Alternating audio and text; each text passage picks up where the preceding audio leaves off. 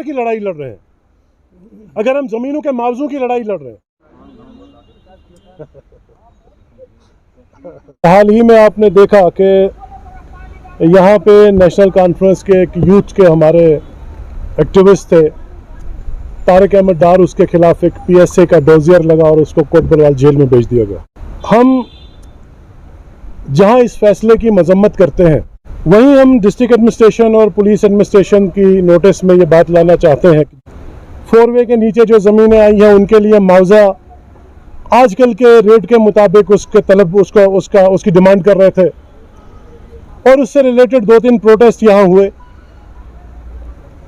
उस प्रोटेस्ट में तारिक अहमद डार भी एक लैंड लूजर की हैसियत से उसने पार्टिसिपेट किया, एडमिनिस्ट्रेशन से भी गुहार लगाई।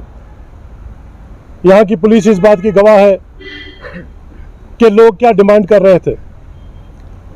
आज जब ये डोजियर लगा, मैं समझता हूं कि ये डोजियर जो है, इसकी बुनियाद इसमें जितने भी एलिगेशंस लगाए गए हैं तारिक के खिलाफ, जिनमें बड़ी हैरानी की बात यह है कि जो सबसे पहला जो उनके खिलाफ इल्ज़ाम है कि कम्युनल वो यहाँ पे साजिश रचाने की कोशिश करते। 1947 से लेके आज तक इस बानिहाल सब डिवीजन के अंदर या इस बानिहाल एस्टवाइल तहसील के अंदर आज तक एक भी वाक़ा मजहब की बुनियाद पे, आज तक एक भी फसाद कभी मजहब की बुनियाद पे नहीं हुआ। तो मैं समझता हूँ कि ये जो इल्ज़ाम है ये सरासर गलत है। यहाँ टर्माइल के 30 साल में कभी कोई कम्युनल मामला नहीं हुआ और आज उसके होने की कोई बुनियाद ही नहीं है।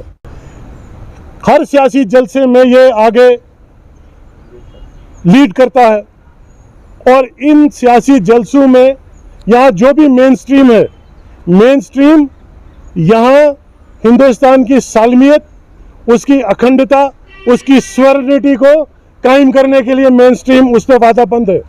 तो जो शख्स मेन स्ट्रीम के साथ जुड़ा होगा वो कभी स्टेट के खिलाफ कोई बात नहीं करे, और इनकी कोई जस्टिफिकेशन नहीं है कि इस नौजवान पे पब्लिक सेफ्टी एक्ट लगाया जाए।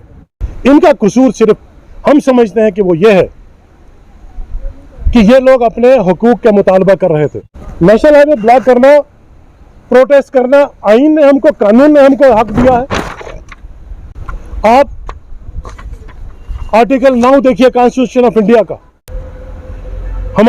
हमारा हिंदुस्तान की डेमोक्रेसी की सबसे बड़ी खूबसूरती यही है कि हमको आईन ने एक राइट टू डिसेंट दिया है, right to expression and thought दिया हुआ है, हमारे प्रेमबल ने दिया हुआ है, हमारे आईन हिंद ने दिया हुआ है।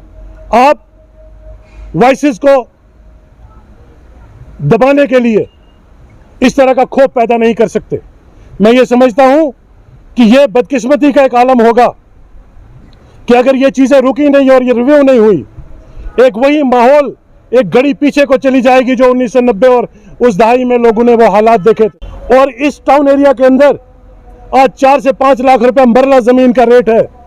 उसी टाउन एरिया की जमीन को 3.5 लाख रुपए के हिसाब से, कनाल के हिसाब से मुआवजा दिया गया है। आप ही बताइए, क्या ये इंसाफ है? अगर उस इंसाफ के खिलाफ यहाँ का जमींदार आवाज उठाता है तो PSA उसके लिए एलिजिबल नहीं होता। मैं समझता हूँ आसफा मर्डर एंड रेप केस के बाद आप भी गवाह हैं, यहाँ का व्यापार मंडल गवाह है, हम सब गवाह हैं। यहाँ पे एक भी दिन स्ट्राइक नहीं हुई। मैं गलत भी हो सकता हूँ, लेकिन मुझे नहीं याद कि पोस्ट एब्रोगेशन 370 भी यहाँ कोई स्ट्राइक हुई। 2016 के बाद कोई यहाँ पे कोई हड़ताल नहीं हुई।